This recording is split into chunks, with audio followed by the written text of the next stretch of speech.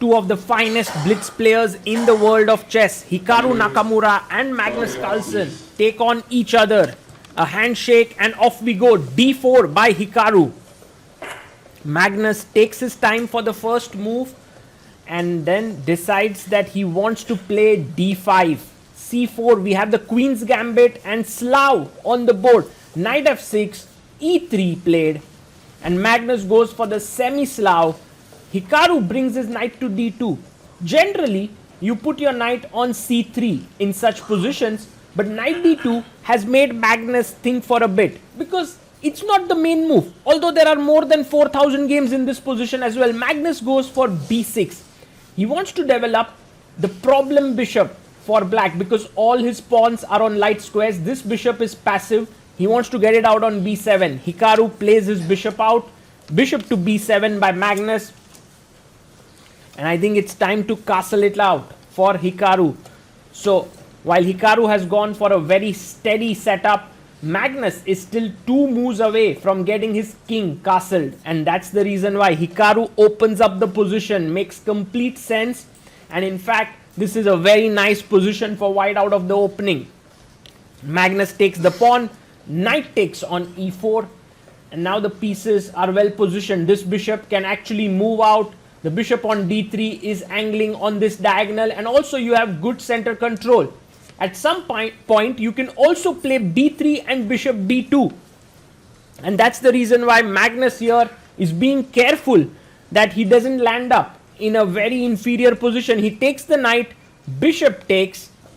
And now, generally, if black can get a successful C5 in this position, he would be doing pretty well.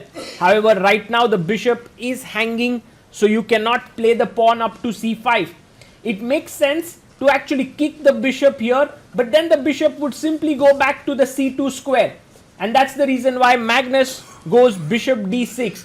He keeps his knight on the D7 square, develops his bishop, preparing short castling, also can get the queen out and angle towards Hikaru's king side. Hikaru Nakamura plays his queen up to E2.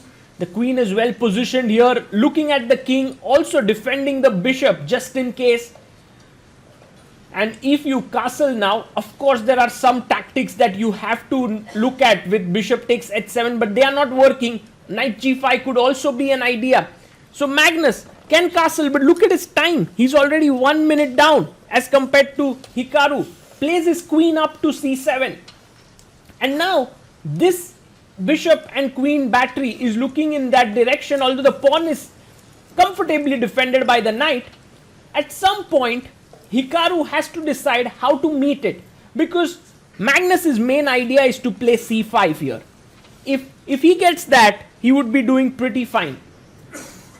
And this bishop and queen battery is also pretty strong. So a very good idea here is put the bishop on g5, bring it to h4 and then to g3. It's not an easy idea to think about, but it is very interesting. Other plans can include going a3 followed by b4, gaining space, but you are not really stopping the c5 move as such.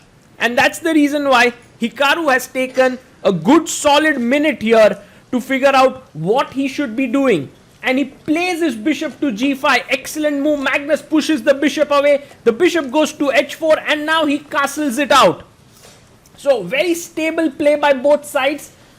Now c5 is really on the cards at some point. Although when you play your pawn up to c5, you do have to look at d5 options for white getting a passed pawn. And right now Hikaru has gone 10 seconds below Magnus's time, but he still has 3 minutes 20 seconds. It's a question of where do you want to put your rooks. C1, D1, he goes rook A, D1. And that means his other rook will most likely go to E1 square. Now can Magnus push his pawn to C5? The problem is after I take, and now I take here, the bishop is hanging. And if you take back with the bishop, I play my rook up. I'm trying to double down here. Also my bishop is well placed, the rook can swing over. So suddenly the position can get very nasty in this. So Magnus has to be careful. The move that he wants might not be the best. So he goes rook e8. Very smart move. And the point is, now the rook is standing opposite the white queen. Hikaru quickly plays his bishop to g3. That is a very logical move by Hikaru, and Magnus chops it off, and Hikaru was instantly going to take h takes g3, because you know, when you capture towards the center, it's always very logical, but now he takes his time. He's like, if I take with the f pawn, my rook will open up here, and also notice that Magnus has moved his rook away from f8, so perhaps the f7 point is slightly soft. Can I take it? And that's the reason why Hikaru is actually considering to take with his f pawn. That would be a very unconventional decision, and he takes it. Amazing. But now Magnus is doing pretty well. Okay, if you are Magnus in this position, what would you do? Think about it. One idea clearly, which really is calling itself out, is to play c5. Because then after bishop b7, queen b7, there's no bishop also hanging on d6. I really like this move c5. Okay, if you don't want to activate your bishop, what else would you do? Of course e5. e5 looks also a phenomenal move, and black is doing fine. The other option can also be f5, because then the bishop has to go back, and next move you open this up with c5. So there are so many attractive options for Magnus Carlsen that I guess he's a bit confused there. He definitely understands that his position is good, but look at his time. He's down to 2 minutes 15 seconds. Generally, Magnus does not think so much. He sees a good move, he makes it. But here, somehow, he is not very sure in which way to continue. c5, e5, and you can see there, he wanted to push his pawn, but now he just waited in his tracks. There's something about this position he does not like. Is it that c5 is met with d5? It can't be. It just opens up the rook to the queen. That's a terrible move. Well, then why not c5, Magnus? No, he goes rook a d8. And this actually gives Hikaru some attacking possibilities. You know how? He can go g4. And his idea is, next move to go g5. Imagine you make a waiting move. I simply push, knight jumps in, rook is here, bishop is here, queen is here. It would be insane attack. Will Hikaru push his pawn forward with g4 and g5? That would be a very big attacking possibility for him.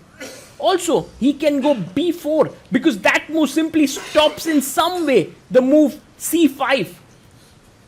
But Hikaru also taking his time. Both players are actually finding this position slightly tricky to move forward, and that's the reason why they are taking quite a bit of time. Hikaru down to 2 minutes, and now Magnus has 1 minute 46 seconds.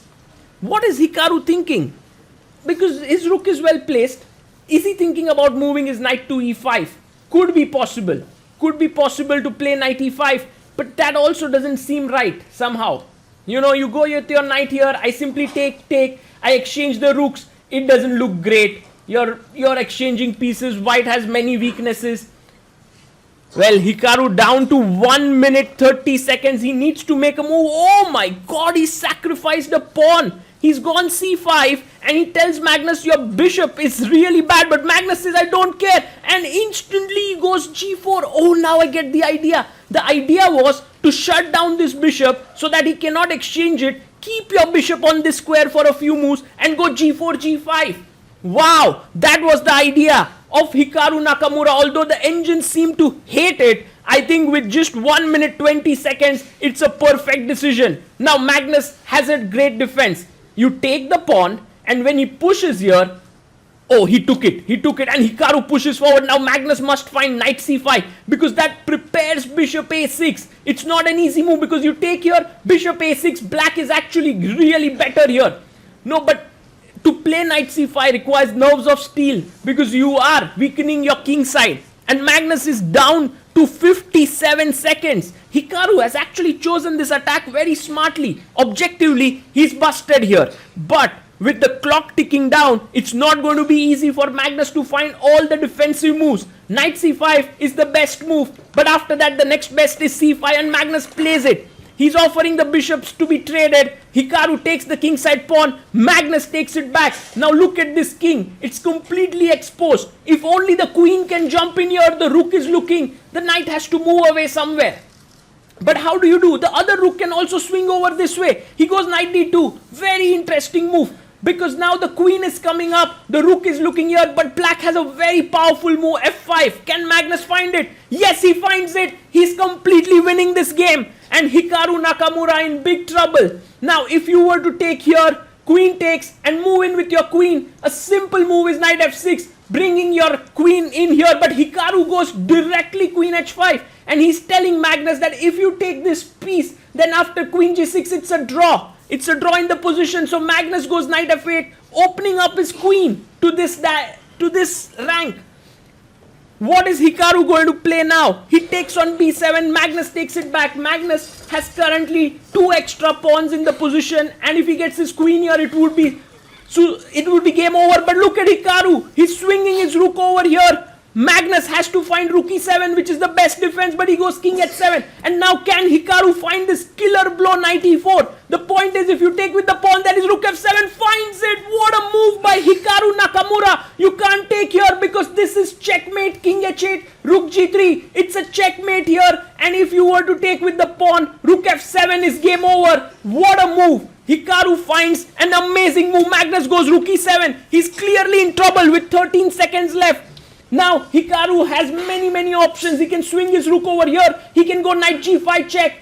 Maybe even knight f6 check is in the air. There are many options. What does he do? Look at Hikaru. He's just trying to figure out if there's a killing shot there. Knight g5 check. King comes to g7, brings his rook forward. Whoa, this is looking like a clear mating attack. But Hikaru can't find the mate. He's trying his best. Should he take with the queen? Should he take with the rook? What should he do? Because rook takes king f6. In fact, the black king is running away. If you even give this check, the king can come up right out in the board. No, he takes with the queen. King f7, check. King up, check. And you can see Hikaru, he can't find more than a draw. He's shaking his head. He's like, no, there should be more here. There should be a mating attack. Maybe rook g8.